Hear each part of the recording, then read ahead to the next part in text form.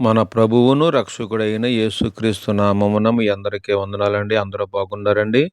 ప్రతిరోజు మీ కొరకు మేము ప్రార్థిస్తున్నాము. దేవుడు మిమ్మలను, మీ కుటుంబాలను ఆశీర్వదించునుగాక.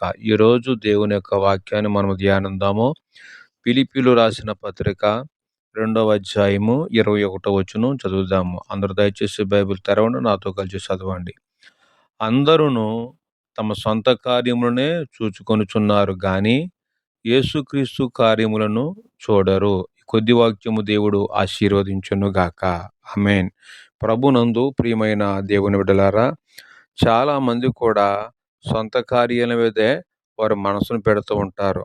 మన సొంత కార్యాలు చేసుకుంటూ పోతూ ఉంటే మరి మనము యేసుక్రీస్తుని ఆరాధించినందుకు మరి యేసుక్రీస్తు వారి కార్యాలు ఎవరు చేస్తారో గనుక మన సొంత కార్యములు కాక యేసుక్రీస్తు కార్యాలు కూడా చేయటానికి మనమందరము కూడా ముందుకు రావాలని ప్రేమతో మీకు తెలియచేస్తున్నాం. కనుక మనం అందరూ తమ సొంత కార్యములు చూసుకొనుచున్నారు గాని యేసుక్రీస్తు కార్యములు చూడరని దేవుని యొక్క వాక్యం సెలవిస్తుంది. కనుక యేసుక్రీస్తు ఒక కార్యాలు మనము చేయాలి.